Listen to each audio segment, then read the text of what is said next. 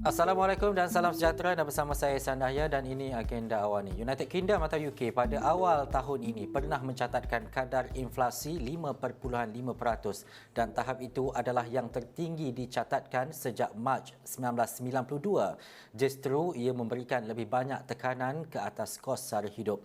Dengan kadar tenaga dan juga gas yang turut dinaikkan ketika ini, pastinya kita tertanya-tanya bagaimana rakyat Malaysia di sana dan juga bagaimana pula ketika dalam fasa dan juga bulan Ramadan ini. Jadi kami bertuah di Asra Awani kerana akan bersama dengan pengarah Halia UK yang merupakan pelajar Dr. Falsafah di sana, Nur Amy Ismail ketika ini. Assalamualaikum Amy. Waalaikumsalam Ihsan. Ya. Thanks for having me this morning.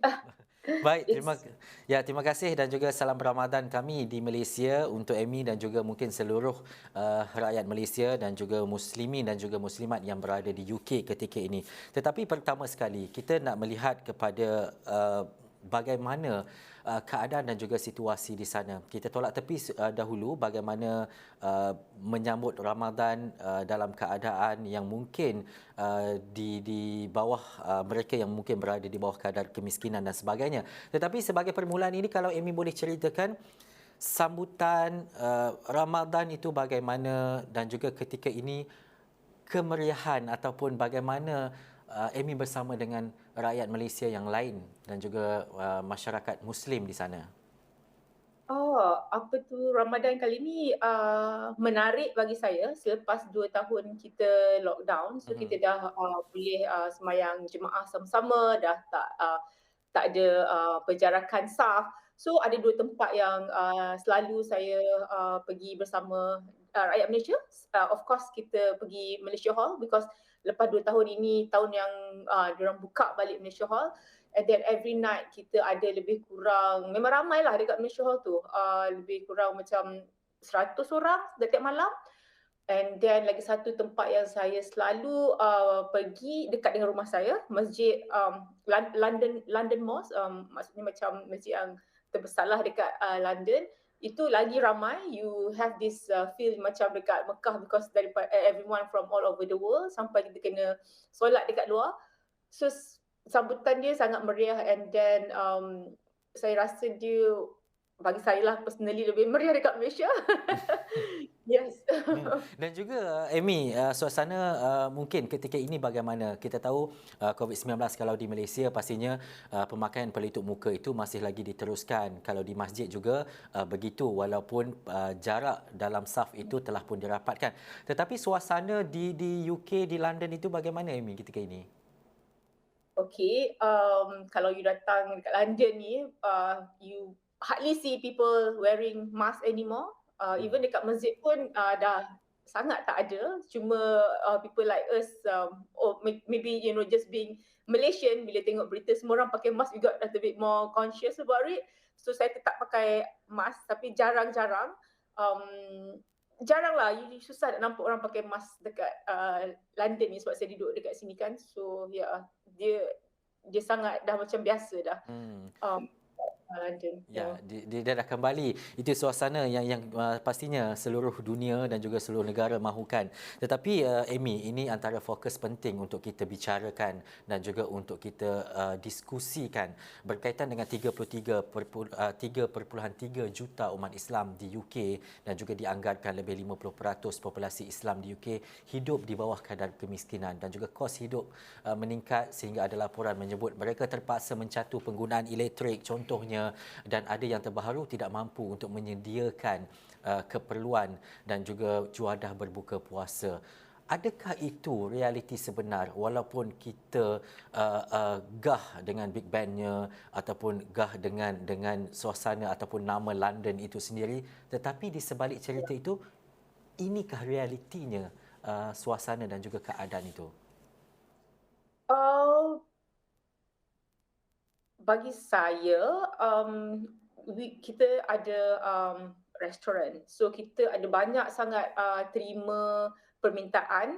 Saya tak boleh nak memberi jawapan macam betulkah benda tu, tak. Tapi memang kita ada banyak terima permintaan untuk kita distribute our food. and we have been doing it from the very first day of Ramadan, because pada 2 hari bulan 4 hari tu ada berita yang mengatakan apa yang Ehsan cakap tadi. Berita tu macam agak apa, viral lah dekat London ni. So we as being a community, reach out to all these organisation. So kita, especially untuk rakyat Malaysia kita, kalau ada yang memerlukan bantuan, tapi personally saya tak pernah jumpa rakyat Malaysia dekat London, or mungkin saya tak tahu yang tak adalah nak kata tak cukup makan, sebab memang Malaysians in general in London are very generous. So kita ada 5 inisiatif yang kita buat untuk membantu to support the news that yang dikeluarkan baru-baru ni. So kita bekerjasama dengan Mercy Malaysia UK. Kita distribute makanan tiap-tiap minggu dekat organisation ni, nama San Mugos. They are homeless and they rough sleepers. So kita tiap minggu kita bagi makanan. So kita juga ada collaboration with Education Malaysia yang saya cakap tadi dekat Malaysia Hall tu. Every week, each restaurant dekat Malaysia, Tok Din ke mana-mana restoran yang ada dekat sini, macam kita ambil, we take turn to share the food. So for example, bagi restoran kita Halia, kita tiap-tiap hari Isnin kita hantar lebih kurang 100 food lah untuk jemaah tarawih. And then kalau orang yang nak moreh ke apa ke, kita buka juga restoran kita nak datang teh tarik. Of course we are Malaysians, we can't live without teh tarik. And then kita juga bekerjasama dengan Yayasan Kebajikan Aras dari Malaysia. So they're very generous. Every Ramadan they will allocate some fund for us. And then kita akan distribute lebih kurang 400 package of food or voucher untuk student Malaysia. So when we pass the voucher, diorang datang dekat restoran, they can actually makan for free. So that is the third initiative untuk membantu, especially student Malaysia student with Yayasan Kebajikan Aras. Dan yang keempat, every night 30% or 20% of our buffet Ramadan allocation, we distribute it for free to our local community. So diorang datang makan for free juga, alhamdulillah. And then the fifth one, after 10:30, when we do have some, still more food, we will pack the food and we will take the food and distribute it around Bayswater, sebab hotel kita, restoran kita dekat around Bayswater, Grand Plaza Service Apartment tu. Kita akan distribute ataupun kita akan panggil students yang duduk dekat-dekat dengan that area, like, hey, would you like to have some good sahur tonight. So that's what we are doing, this 5 initiatives as untuk support kita punya community. Ya. 5 inisiatif yang dinyatakan oleh Amy tadi, dan juga banyak perkara itu dilakukan dalam tempoh Ramadan ini. Tetapi kalau kita bercakap, Amy, berkaitan dengan inflasi dan sebagainya, ini memerlukan kos. Tadi kata ada kerjasama bersama dengan Mercy dan sebagainya. Bagaimana Amy dan juga tim mengimbangi perkara ini dengan kadar kenaikan harga barang dan sebagainya, tetapi dalam masa yang sama untuk membuat dan juga melaksanakan aktiviti-aktiviti kebajikan seperti ini? Okay, benda ni saya setuju. Saya sendiri terasa peningkatan kos electricity. Dulu kalau saya bayar macam £60, lepas tu dia naik £80, and like sekarang ni dia dah naik hampir £100. You boleh tengok ke peningkatan yang sangat drastik. So dia of course dia akan kacau you punya cash flow, dia akan kacau you punya budget. So it is actually very hard to balance it. But if I am looking it from business perspective, baru-baru ni, as per announced by Rishi Sunak, macam Rishi Sunak dia macam finance minister kita lah dekat Malaysia. Untuk business-business yang macam saya ni, kita dapat macam grant dalam lebih lingkuran dalam lingkuran 3 ke 6,000 pound. So itu juga sangat membantu cash flow kita lah untuk, and especially the electricity. And then saya juga tahu peningkatan atas raw materials, cost of goods sold, maksudnya benda makanan kita pun increase juga. Lebih kurang bagi saya boleh agak 25% average macam tu, tinggi ya peningkatan dia. Ya. Dan juga Amy, tadi Amy cerita 5 inisiatif, tapi saya nak jugalah penonton mungkin nak membayangkan jugalah antara menu-menu yang disediakan ataupun apa bentuk-bentuk hidangan dan juga juadah itu. Kalau dekat sini mungkin Amy boleh boleh bayangkanlah kalau saya sebut martabak dan sebagainya. Tapi kalau kat London ni apa jenis yang makanan ataupun juadah yang disediakan? Dekat London ni sebenarnya cakap je apa tak ada. Dia macam Hmm, Malaysia je. okey. Yes, it's actually London ni dia macam melting pot. So orang kat sini memang okey je makan. Kita ada je rendang, Hmm. nak masak telur itik pun ada, ikan asam pedas, ada, semua ada. Sambal belacan, it's very just like food macam dekat Malaysia juga. Nak martabak pun ada, you nak apa kat sini. Because memang bagi saya tak rasa sangatlah beza dia, and kita ada macam saya kerja kat restoran kan, saya pun sampai dah tak mahu dah makan Malaysia. You know, every day you eat rice kan, macam ya Allah, sebab we have buffet Ramadan tiap-tiap malam. So Hmm. ya, ada ulam, ada sambal belacan, ada kuih apa you nak. Semalam kita ada kuih cara berlauk. So yeah, it feels home. Betul. London. Ini yang sebab bila kalau Amy tak cakap tadi mungkin kita membayangkan mungkin western punya hidangan dan sebagainya. Tetapi itulah bila kita bawa kita punya culture dan juga budaya kita ke negara orang, kita tetap memberikan yang terbaik untuk komuniti kita dan juga mereka yang berada di sana untuk merasainya. Tetapi kalau kita nak melihat kepada antara perkara-perkara lain, kan Amy, kita tahu bila bercakap berkaitan dengan orang yang tidak berkemampuan ini bukan sahaja di satu-satu negara, malah negara-negara maju juga mempunyai golongan-golongan gelandangan, golongan-golongan yang tidak berkemampuan dan sebagainya. Tetapi bagaimana Amy dan juga yang lain menyantuni golongan-golongan seperti ini, terutamanya golongan-golongan gelandangan, golongan-golongan yang tidak berkemampuan? Ya, kita buat banyak charity. Saya banyak berkolaborasi dengan Education Malaysia, dan kita juga banyak berkolaborasi dengan Mercy Malaysia UK, sebab macam Ihsan cakap tadi, kita kena santuni diorang cara lain. Kita tak boleh macam just pergi. We have to work with a legal charity organisation. We have to respect their law here. You can't simply just raise fund and take the money from public. It's illegal for us to do it here. So sebab tu kita kena bekerjasama dengan Mercy Malaysia UK, Education Malaysia. Banyak sangat kita bekerjasama dengan diorang, dan kita dah banyak kali buat fundraising, especially waktu Merdeka kita ada support bendera putih, kita ada support and kita hantar duit tu balik Malaysia, sebab you have to remember it's £1 equal to, saya rasa RM5.70. So apa sangatlah £1 kalau kita bagi equal to RM5.70 kan. So banyak we have been sending a lot of fund home to Malaysia, because Malaysians in London sincerely are very generous. Alhamdulillah.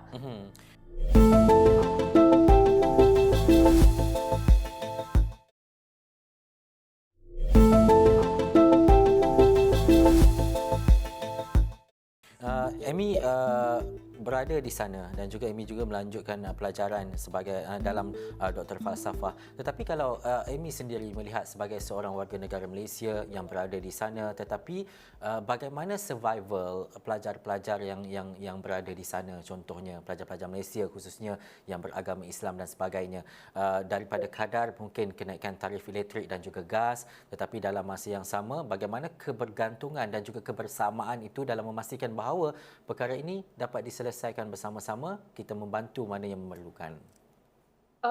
Betul. Saya ada ramai pekerja part time, because students are allowed to work up to 20 hours per week. So saya ada banyak student Malaysia yang kerja part time dengan saya.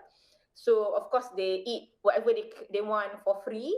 Itu cara kita pay it forward, membantu mereka. I mean it helps a lot, because our minimum salary per hour dekat sini adalah 9.5 9.5 9 £9, 50p. Mhm. So you kalilah 5.7. So setiap hari ada je diorang kerja 4 jam ke, 5 jam ke after dia punya kelas ke, ataupun seminggu diorang kerja 3, 4 hari. So itu sangat membantu sebab ramai yang will come, "Hey aunty, thank you. Kita orang beli a new laptop ke, or kita orang things that they want to do, or especially it helps in terms of cost of living." And then, of course, there are those people that I usually make sure, I pack the food and kita hantar dekat dorang because they live around the restaurant kan. So macam rest assured, diorang tak akan lapar lah kalau diorang kerja dekat Halia Restaurant, or sometimes I just say, bawa lah kawan-kawan. So I am actually looking forward to distribute the 400 vouchers sponsored by Yayasan Kebajikan Aras. Mhm. And this is not the first time we are doing it with them. We have been collaborating with them since last year. Mhm. Dan kita juga, daripada itu ada juga orang budak-budak yang still ada COVID and stuff like that. They will just have to call, "Hey Auntie Amy, my friend tak sihat." I don't know, we'll just send food. I mean, as much as we could, we would love to help, insyaAllah. Ya, dan sebab itu Yeah. juga saya rasa Tuhan menghantar Amy ke sana, dia berada di London, dan juga dan perkongsian ini sangat-sangat bermakna. Kadang-kadang kita merasakan mungkin kecil dalam pandangan orang lain, tetapi sebenarnya besar dalam mereka yang sangat memerlukan. Tetapi Amy, selepas ini bagaimana Halia sendiri dan juga perancangan Amy dalam mempertingkatkan lagi, terutamanya bila kita nak melihat kepada keseimbangan jumlah pendapatan mereka yang berada di London ataupun berada di UK dengan jumlah kos sara hidup yang berada di sana. Bagaimana untuk menyeimbangi, dan juga mungkin apa yang Amy akan lakukan dalam usaha charity, usaha kebajikan lain selepas ini? Okay, saya ada two angle. Of course, as a business person, the only way for you to be rich is to increase, from Islamic perspective, is to keep on giving. I mean, I'm not trying to be Oyo or whatever about it, but for me, that is the only formula, that is the only key to success. So kita akan terus mempertimbangkan the minimum salary. Memang the government says at 9.5. I hope, I will be able to earn enough or to increase the top line numbers, the revenue for the business, so that we will be able to share bigger pie with our staff. So inshallah, that's actually one thing that I look forward to. And then secondly, we will continue supporting the local community. Of course, dekat restoran Halia tu, 90% of our staff are our Malaysian apa yang sama ada dah duduk dekat sana, and Malaysian student. I mean, the least that we could do to support our community. So kita akan banyak ada lagi charity. We already have a few more plans in the future to raise more fund. Sebab bagi saya restoran tu adalah platform untuk kita reach out to the community. Sebab siapa saja yang tak suka makanan kan, especially we Malaysians, we love our food. So it's a best and the easiest platform for me to reach out to the community. Yeah. Tadi saya tertarik bila Amy sebut usaha kadar gaji minimum 9.5 yang seperti Amy sebut dan sebagainya. Apa kekangan mungkin pengusaha seperti Amy dan juga mungkin antara mereka yang terlibat dalam industri, contohnya pemakanan dan sebagainya, untuk merealisasikan gaji minimum ini, terutamanya di UK ni? Salary dekat sini sangat tinggi. Dia dia mungkin agak terbalik dengan Malaysia, sebab Malaysia kita punya cost of food tu kadang-kadang lebih tinggi daripada kita punya salary. But dekat sini the other way around. If you're, I mean, for restaurant business, your contribution of your salary should be at least around 30 to 35% of your top line numbers. But your cost of goods sold, I'm actually looking at 20 to 25%. So you can see the different kan. Selagi di sini kita boleh what we can do, I think people also understand that the fact that bila barang semua dah naik, kita boleh boleh naikkan harga, tapi saya juga tak naklah to increase the price drastically. So our average meal at our restaurant is still around £10. So the good thing about us, our restaurant is actually in the hotel. So travellers usually dia tak price sensitive sangat dia nak makan kan. Maybe they come for holiday, so they spend. So that is alhamdulillah one of the benefit for us having a restaurant in the hotel, Grand Plaza Bayswater. So it's a Felda punya hotel. Mhm. Yeah. Dan juga Amy, akhir sekali bagaimana Amy menzahirkan mungkin antara tindakan yang Amy lakukan selama ini, dan kita mengharapkan ia seharusnya daripada Amy untuk berpanjangan, untuk melihat kepada lebih banyak kebajikan, lebih banyak peluang dan juga ruang diberikan kepada mereka yang memerlukan. Tetapi bagaimana pengharapan Amy selepas ini untuk melihat keadaan Amy dan juga mungkin keseluruhan masyarakat Malaysia yang berada di sana, masyarakat Islam dan juga warga UK sendiri untuk lebih baik dalam apa juga keadaan sekalipun selepas ini? Uh, InsyaAllah, as bagi saya, I hope the Ukraine war will end, and it's like today, or even yesterday, cepat-cepat kita teruskan kita punya, fokus dan perjuangan, because it is affecting the economy. I can't say that this COVID will go away. It will become, or it's already an endemic, so we have to live with it. It's just that kita kena berhati-hati sikit. Tapi dekat sini dah terlalu biasa. So saya sendiri kena COVID juga bulan lepas, but 3-4 hari je, and it's no longer illegal if you have COVID to go out here. So you kena sangat berhati-hati, especially those who are working, macam frontliners, dan kita pun kira yang jaga dekat restoran ni, kita tahu kan siapa yang datang dan siapa yang keluar. So we always have to be very careful about it. Dan saya, I mean, like UK is the, one of the 5th largest economy in the world. So dia macam saya tak, despite of the inflation and stuff like that, saya rasa they will bounce back very, very soon. If you look at the numbers and stuff like that, like how, and the initiative that they're doing to boost the economy. For example, the SME, because my specialization in the UK is SME digital adoption. Kita lihat bagaimana diorang punya ministries betul-betul membantu SME. I SME, I'm also working with this Help to Grow program yang government lancarkan. Program tu berharga 540 juta. So lebih kurang 3 bilion duit kita Malaysia untuk kita train 30,000 SME all over UK. So saya juga I'm actually part of the team. I have actually co-authored the digital adoption module to help the SME. Yeah, so bagi diorang SME sangat penting. That's a driver of their economy. So that's why they have been helping the SME tu banyak. Kami di Asrawani pastinya mendoakan sentiasa jalan Nur Amy Ismail ini dipermudahkan di sana, dan juga kita mengharapkan seperti yang Amy nyatakan tadi, bila kita bercakap berkaitan dengan keadaan global, keadaan perang antara Ukraine dan juga Rusia contohnya, berkaitan dengan faktor masalah kesihatan seperti COVID-19, dan ini menjejaskan antara perkara-perkara terutamanya berkaitan dengan ekonomi apabila kadar inflasi global itu mungkin meningkat. Baik, terima kasih saya ucapkan kepada Nur Amy Ismail, pengarah Halia UK yang juga pelajar Dr. Falsafah. Nanti insya-Allah kalau saya ke UK bersama dengan penerbit Linda Salim, saya akan berjumpa dengan Amy nanti. Terima kasih banyak-banyak, dan itu antara perkongsian yang cukup menarik saya rasa dalam agenda awan ni. Kita melihat bagaimana antara kuasa ekonomi, kuasa kebajikan itu memberi satu ruang dan juga cahaya yang lebih besar kepada masyarakat dan juga orang lain. Saya Sanahaya, sekian dulu agenda awan. Assalamualaikum.